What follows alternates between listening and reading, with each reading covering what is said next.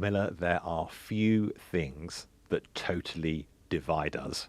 And one of them we're going to be talking about today.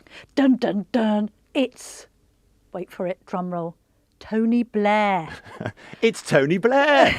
Villain to me, hero to you. He's got a new book out. And we're going to be discussing it with Tim Stanley, Daily Tea regular. And flags. Never been my specialist subject, Kamal. You solve our Daily Tea dilemma on whether we should be saying Union Jack or Union Flag. And stick with us to the end of the Daily Tea and hear what we really think about tinned carbonara, because we'll be tasting it. Welcome to the Daily Tea with me, Camilla Tominey. And me, Kamal Ahmed. Former Prime Minister Tony Blair has a new book out today called On Leadership, Lessons for the 21st Century. Camilla, I know it's going to be by your bedside. Our very own Tim Stanley, Telegraph columnist and Daily Tea presenter, wrote a beautiful review. Bit painful for me, admittedly. But the headline was, Why Tony Blair is a Genius by Tony Blair. The wonderful Tim Stanley joins us in the Daily Tea studio now. Daily Tea regular, lovely to see you. Now, you have read and indeed reviewed Tony Blair's book, so we don't have to. And well, I'm you grateful don't have for to, that. Camilla. Well, I know you've probably read it twice, haven't you already? Such is he bedside. being your hero. We have a bit of a mixed opinion of Tony Blair in the Daily Tea. I can't bear the man. Yeah. Kamal quite likes him. Likes to mention him in every podcast. Hugely likes him. One of the finest Labour leaders and obviously the most successful in Labour Party history. Not much competition he's on that front. To quote the thick of it, he's impressive like Chairman Mao was actually quite impressive. That's right. Yes, exactly. Or Pol Pot. Got things done. Or yeah. Genghis Got things Khan. done. Yeah, got things done. Doer. Knew which He's a buttons doer. to press. Delivery, Kamal. That's what he's all about. Anyway, I feel there's going to be a bit of ganging up here. I'm sorry. That's quite but, right. Tim, I've got a good case. You weren't that impressed. You gave it 2 stars. I mean, why 2 and not 1? Okay, so I was... Now, this was an interesting book to read. I'm not going to deny that. For me, the issue is who is the audience. The book is about leadership, but it's very specifically about the leadership of running a country. So it's already narrowed. I don't run a country. Exactly. So the audience is already very narrow. It's a tiny group of crooks and psychopaths who would be interested in running a country. Yes, that's true. The obvious person it was written for was Keir Starmer. Now, it was time to come out now when, if you think about it, had Rishi Sunak called the election when he was supposed to call it in December, we'd all be reading it to think, oh, so this is what Keir Starmer will do in office. But instead, it's come out after Keir Starmer has already been in office for 3 months. So part of the reason why I gave the book 2 stars is because it's irrelevant. Yes. It's no longer the blueprint for government that we expected. And actually, some of the things that Blair recommends, Starmer hasn't done or has departed from. So there are sections in the book about the importance of being tough on crime. Well, okay, he's been tough on the rioters, but to make space for them in prisons, he's let lots of people out of prison. And you read the book now in retrospect thinking, I bet Tony doesn't agree with this. So I just think it's a very narrow audience. It suddenly feels irrelevant. And it's funny, Kamal, you and I were talking a few weeks ago about Elon Musk and Donald Trump and their famous phone conversation and the strange way that world leaders talk, which is fascinating to listen to. They talk about the world as if it were a chessboard, just moving pieces around. They have this big bird's eye, godlike vision. Blair is the British version of that. There are very few British politicians who think like Blair on a global or philosophical scale. And reading it, you have to admire it. But you also do feel as a voter, you're reminded of, oh, we lived through this. We lived through the terrible decisions that this man made because he was thinking like this. Yeah. And the one he has never properly come to terms with is Iraq. So in the book, he's very clear to explain how you avoid making mistakes, which are based upon an excess of idealism and utopian thinking. And all the while you're reading it thinking, at what page is he going to talk about Iraq? And Iraq does show up, and it's about a page, and he sort of says... A page? It gets about a page. Oh, wow. And he says, he almost brushes over it. He acknowledges that it was a mistake, but the mistake, he says, was believing that democracy could take root where it hadn't been established before. So, and let's move on. And then let's move on. I was like, but you're asking us to take your advice on how to run our country, and it's just really difficult to get beyond. You've destroyed several countries. He's got some brass neck, hasn't he, Kamal? Blair is certainly he was a better prime minister than he is a writer. Anyone who has read The Journey, which is his political biography, also, there's lots of very clunky writing. Haven't borrowed it yet. Tim, your wonderfully witty review of his book talks about guitar playing and seeing friends and capital how letters. you lacked. He keeps capitalizing things like a teenager really in their odd. diary. Leader with a capital letter L, and also just writing leader in caps, In full caps. caps on. Yes. He certainly... Because you are the leader. His rationality has not been helped by the fact that he lives in this billionaire's world now. Yeah. It is very similar to the Elon Musk world, the world of Peter Thiel, that they have this, and the word has been used about Tony Blair, this slightly messianic approach to issues. Now, on Iraq, let's just put the evidence there. 6 official inquiries into the Iraq war. None of them said that there was deception or lying. You two will say, yes, but he lied on Iraq and that was absolutely awful. The aftermath of Iraq was very badly handled. America was in the lead on Iraq, and it was America who the fault of the disarmament of the Iraqi militia forces, etc., it's at their door. So you can say all you like about Blair. What Blair was good at was being prime minister.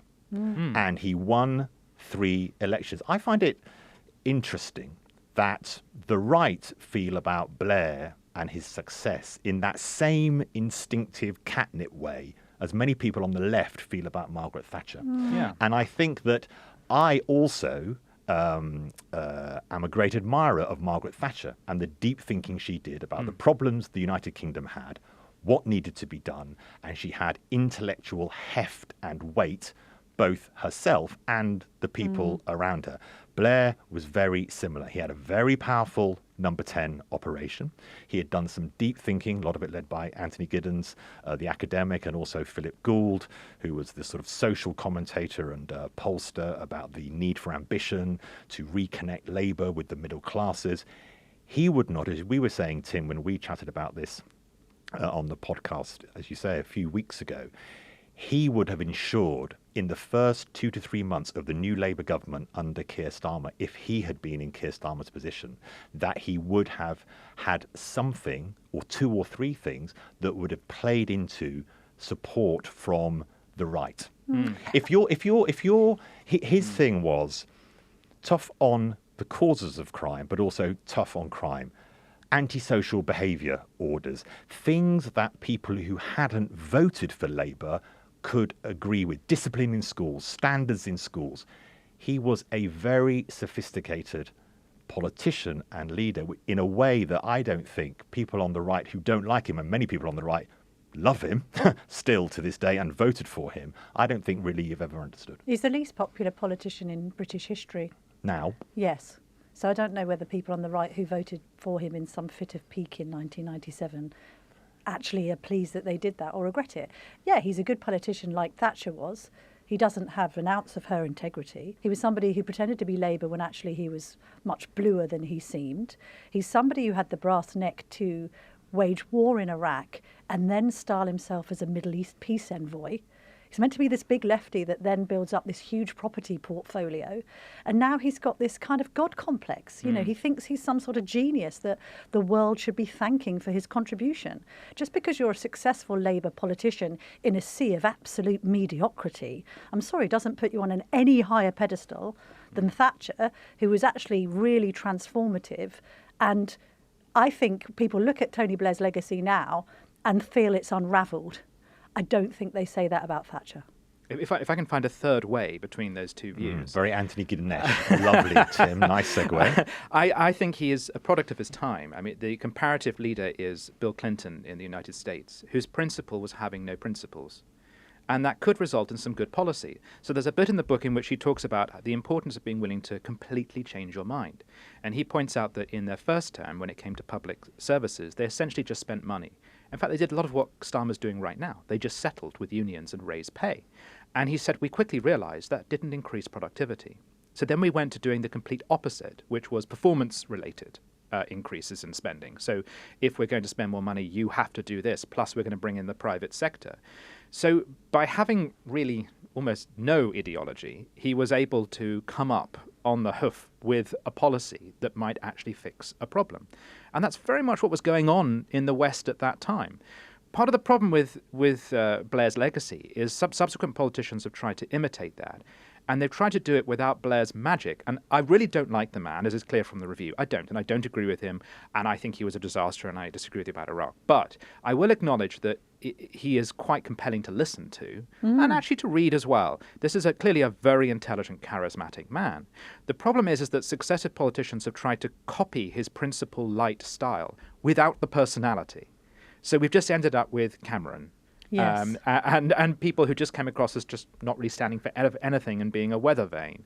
And that's part of the problem of trying to copy this man, is you end up becoming a copy of a copy of a copy, and you get all the way down to Keir Starmer, where you just feel that he's an empty suit. And there are several empty suits running in this leadership election who are all, they can't really copy Blairism. For the Conservatives. For the Conservatives. Yes. Mm-hmm. And you can't really copy Blairism because they say there isn't really a coherent philosophy there. You're copying a style of politics. I think I would say there was a coherent philosophy. It was to build on the market reforms of Margaret Thatcher, but to believe in more equitable outcomes. So the minimum wage was an incredibly important part of the Blairite legacy. Yes. The reform of the public services to better serve all people was an important part of the Blair legacy. Yes. Clearly, he had the advantage of a very strong economy, so it was a different era. Those things together were coherent. He had, and also abroad, liberal interventionism.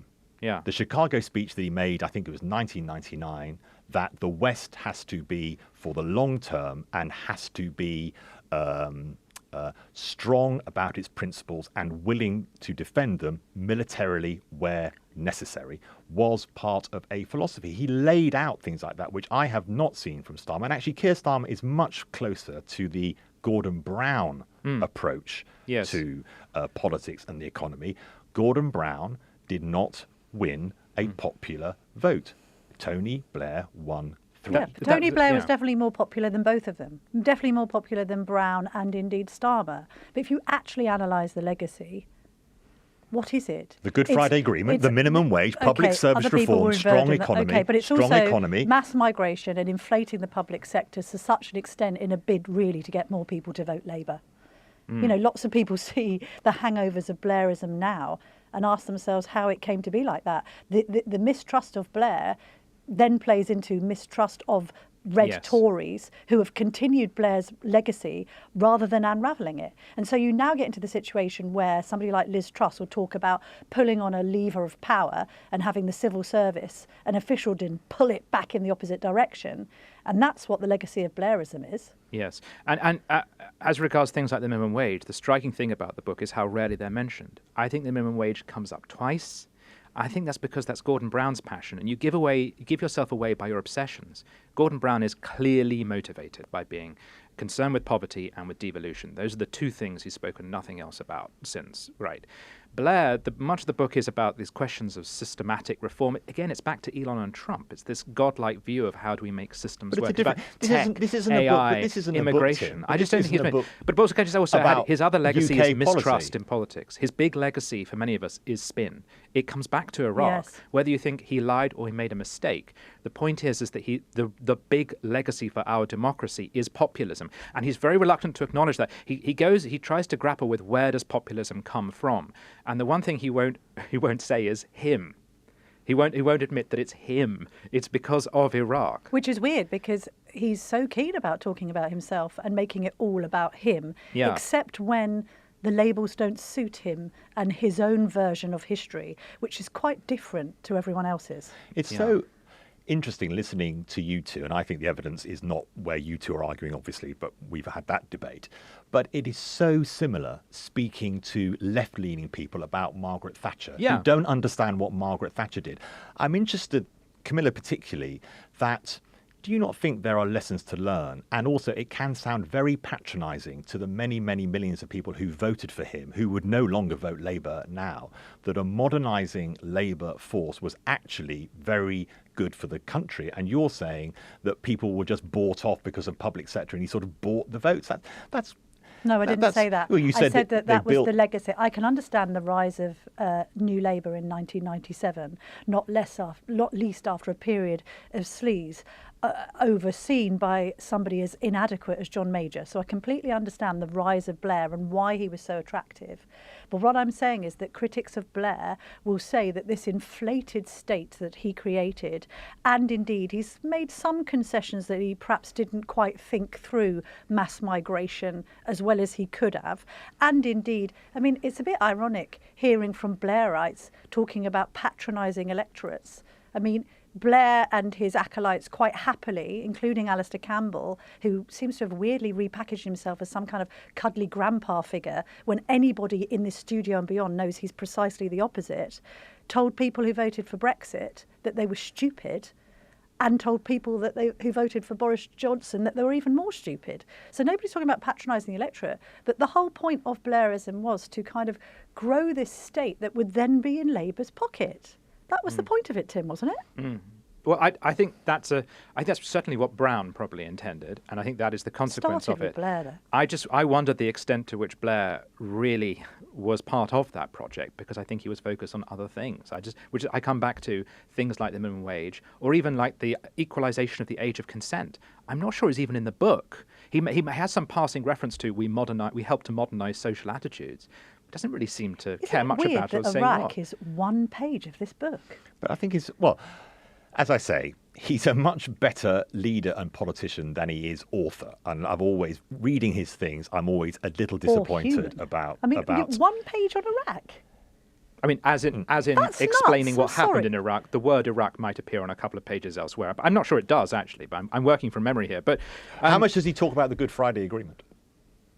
Again, that only comes up in passing, really. His obsessions are tech and AI. I think he you're spent a lot of time at Davos. And also, he's one of the few people that is at least trying to have a conversation about the new technological world and how politicians have to understand this new technological world. Whether his solutions are the right solutions, I do not know, and it's almost impossible to say. But at least he is someone who is trying to have serious discussions about these issues. Now, the Tony Blair Institute does produce.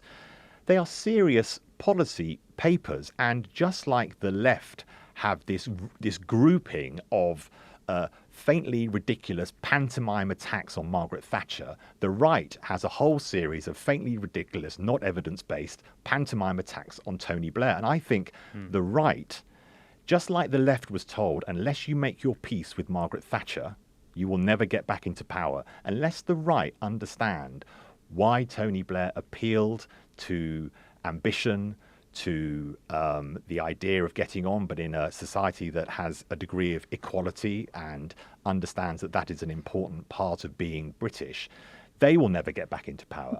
Tony Blair is not the reason, and Blairism is certainly not the reason that the Conservative Party were dumped unceremoniously on July the 5th.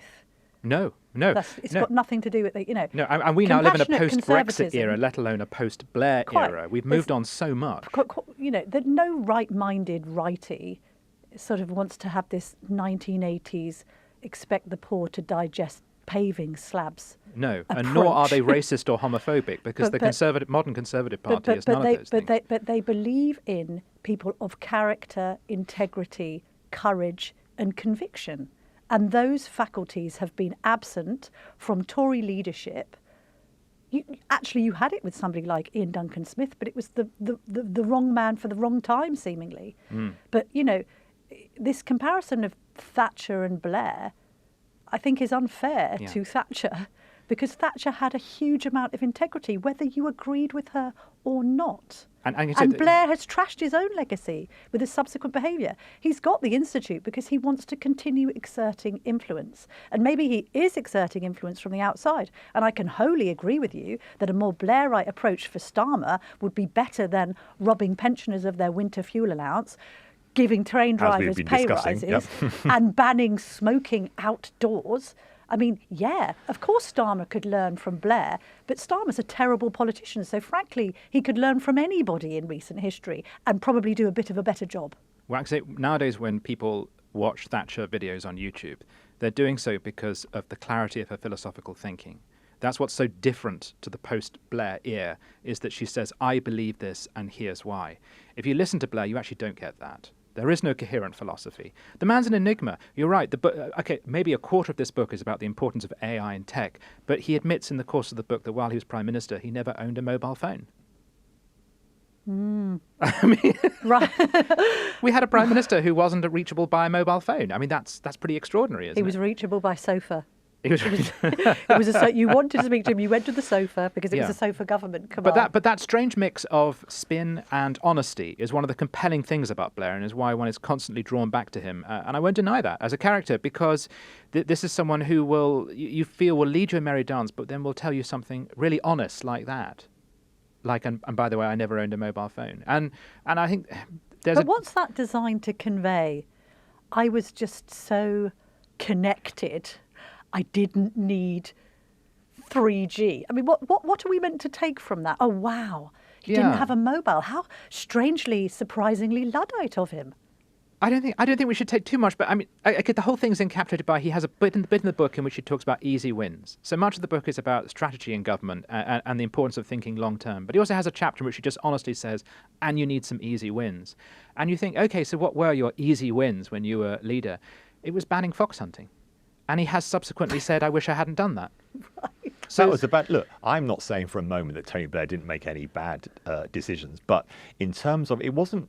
You're absolutely right. This is not a Blairite era, and those aren't the same solutions you have. But in terms of his politics, as I say, he would have known how to run the first 3 to 6 months of a government in Yes. a True. way Yes. that, as I say, antisocial behaviour orders alongside sure start centres. So you do something that works for Yeah. your base, and you do. He had a clear way of understanding. You have to do what works and what the public Oh, wants, he would and be do much, it and much do better. it effectively. Yes, which is Now, why it's but- tragic and funny that the book has come out too late, because Rishi Sunak called the election too early. Yeah, but I don't think actually that Keir Starmer. I think it's the analysis that Keir Starmer is somehow being led by the nose by Tony Blair or something like that. I don't think is right. Every Yeah. signal I've had so far from speaking to Labour people is actually Gordon Brown is what they are trying to Yes. follow Oh. and copy. Yes. Rachel Why? Reeves is very. Gordon Brown was one of her heroes, as she has said, and I Really? think I think that's part of Labour's problem don't you is that think they've this is become more. just- Hold on, Camilla. They've become more Brownite, not Blairite. That is their problem. I agree that that's their problem, but are they really that stupid? They're following Brown, not Blair?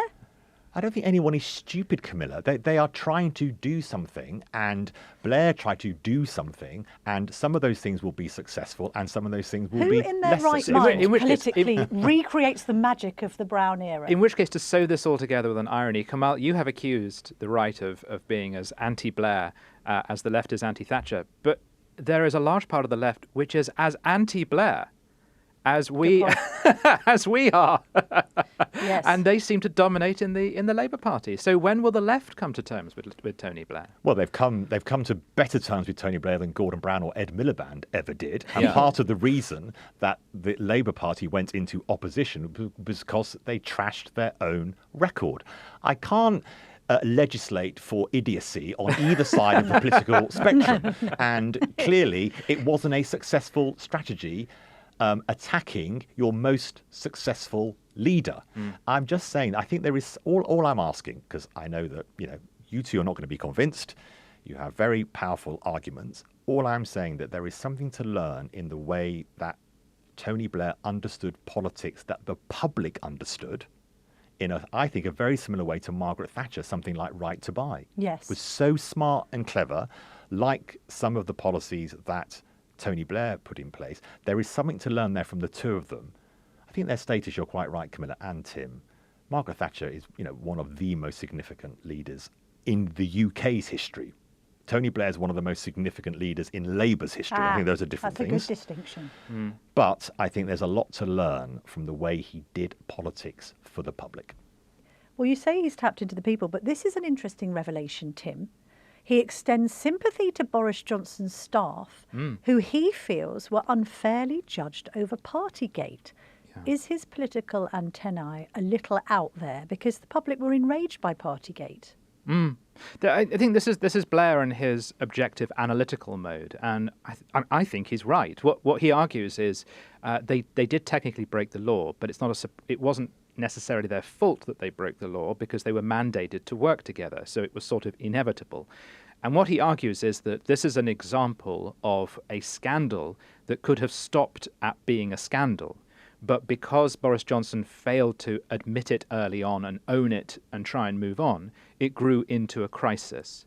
And that brings me to this point about Blair's faith in the management of public perception, that you can control crises by managing the way in which they are perceived, which is all about spin, isn't it?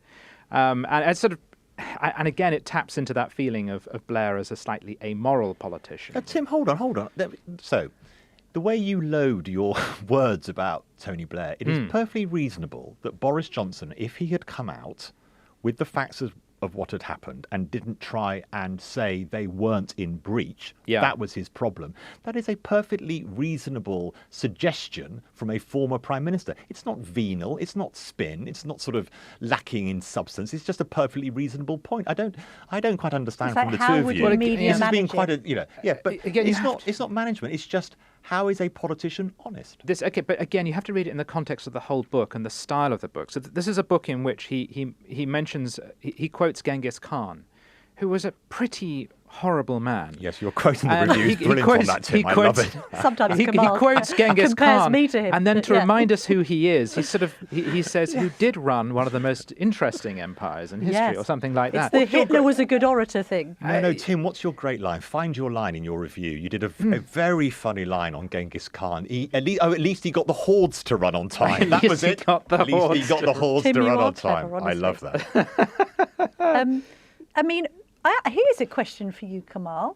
How would Blair have managed COVID?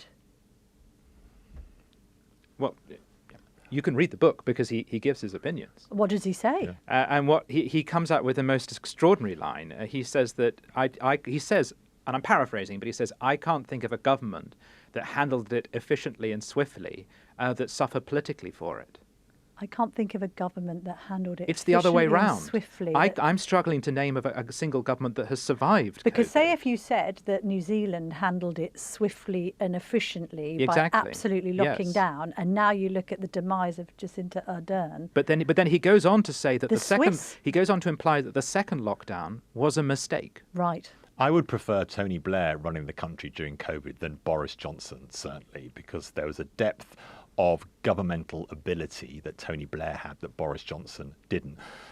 The only example, I suppose, it's in no way comparable. The fuel crisis, when the country suddenly looked like it was genuinely going to run out of petrol, and then you had foot and mouth. Those were the two biggies. Yes.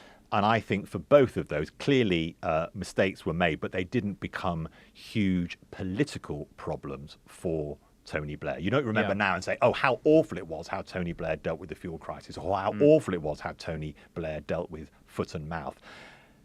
He showed the efficacy of government in those two crises. But do you think he would have followed this? Because I'm just bringing it full circle, because I'm also thinking, how would Thatcher have coped with it as a chemist?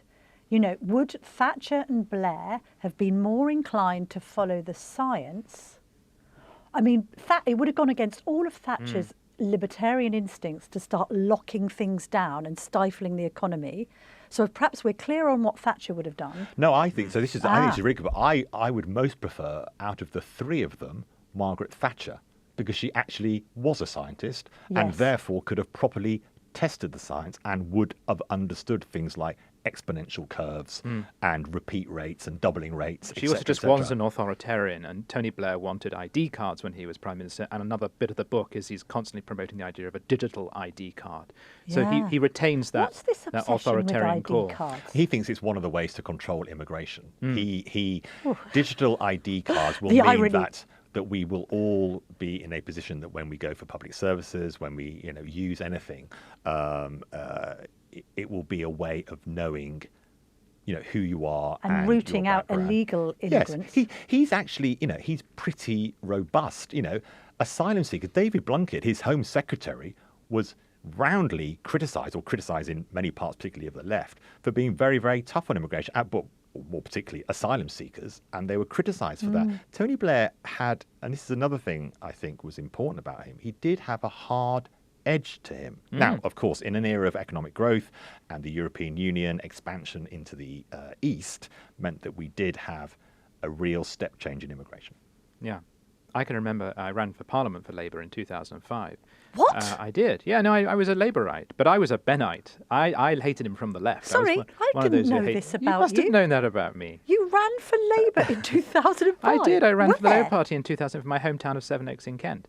And I only Did you know this? Yeah, I did, yes. I did, because I read... You've looked up his Wikipedia. When Tim joined us as a Daily Tea presenter, I thought I just wanted to have a little, But I read knew into you were it. some kind of emo were a Labour lefty at student. uni or something. emo. I was not emo. Not leather clad or anything. No, no, But you no. were a emo, Labour but- student as well, weren't you? I was At your Labour college student, and- yes, and I was at university with Wes Streeting and Yes. with some of the You see, people now he's a running the self-hating country. former Labour, you see. Well, he has, like Robert Jenrick, he has been on a journey. been on I a have journey, been on a Tim. journey, but in all steps of that journey, I've always disliked Tony Blair, including back then when I was a proper socialist. And when I was running in 2005, we were all put on a bus and driven down to Dover, where Tony was going to give a speech, and we should have guessed in advance what he was going to say. And of course, he got us all to line up behind him, holding up placards, and then he gave his big anti-immigration speech. And behind us, all our faces were falling and we were sort of kicking ourselves. We were absolutely furious. And afterwards, we were all saying to each other, I didn't agree with a word of that. The party, you're absolutely right. He was perceived, despite the opening up to Eastern Europe, despite the vast numbers of East European migrants who came in, who he has always, again, in his savvy, cynical way, described as the easy end of immigration. Blair has said he regards subcontinental Asian immigration as tough immigration, European immigration as easy integration. He sees it as a cultural, not just an economic issue. But he was quite happy when he was in power to play the card on asylum seekers and those sorts of groups. So Can I give him a bit of credit? Whoa. Well, hang on, everyone. Lean in. 1997, we've just actually marked the anniversary of the death of the late Princess Diana. Yeah, People's Princess of Hearts. and yeah. Princess of Hearts. Yes. That was genius. He showed a response. That was the Yes. moment that it was clear that William Hague would never be Prime Minister of the United Yes. Kingdom. His response and Tony Blair's response showed a Prime Minister, Tony Blair, versus a leader of the opposition, William Hague. Chaps, I've enjoyed this trip down It's memory been lane. quite We've tough- learned been a quite tough up lot. We've against learned you a two. lot about. Hey, he's on your side, really. He Not just really. has had No, a he's a- latter-day No, he's a conversion. Benite. He's seen the light. No, Blairites dislike Benites as much as they dislike, the right. Oh, yeah, very much so. Yes. Tim, thank you for joining us once again in pleasure. the Daily Tea. I think you're with me Thank for a you, little Tim. bit next week, so Yes, I look forward to I'm that. looking forward to Wowzers. Okay, well, we'll go and take this outside. I'll wear the blue gloves, you wear the red, and we'll finish this off. Right, coming up, we're going to be discussing flags and we're going to be tasting carbonara. Welcome back. Now, before we get into the answer of what is the difference between a Union flag and the Union Jack, Yes, Captain tell us Birdseye.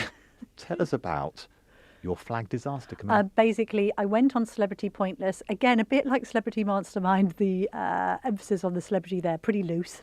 And I went on with Rachel Johnson, and the first round was flags. We misidentified the first and got a big red cross. We then misidentified the second and got another big red cross and went home early. This was embarrassing for me because I had some of my friends in the studio with me in the audience and I was only on set for 10 minutes. Now, your weakness on flags was revealed again earlier this week at Yes. Tom Tugendhat's launch. And you were saying about all the merch, and you said the Union Jack. And it just pinged into my mind, I'm going to have to pick her up on this, Mr. Oh, Pennant. yeah. What was it? What did you call me? Captain I Birdseye. said you were like Captain Birdseye, you were a pedant. Pedant, Mr. Pennant. I'm thinking of flags too much, aren't I? Yes, you are. That's a flag, but a pedant is me. Yes. And I just said, isn't it just the Union flag? And boy, did we explode a discussion. I Emails have know. come pouring into the Daily Tea, as we asked you to. So thank you very much for actually bothering to write in. But let's read them out, and I can be a bit pedantic in my You response. can be a bit smug, can't you? Because you were right and I was wrong. Well, I'm not sure that's absolutely true, but let's read the All right. responses. Rory says, it's not a Union Jack because you should call it that only when the flag is flown from the Jack staff on a British warship. So it's Union flag, please, in all other contexts. So I agree with Rory, but then Lizzie Humphreys from Manchester wrote in, and she says, my mum repeatedly told me and my siblings that it was only the Union Jack when on a ship. In any other scenario, it was the Union flag. I repeated this and corrected people pedantically well into adulthood. Focusing your inner Kamal Ahmed, Lizzie. Well done.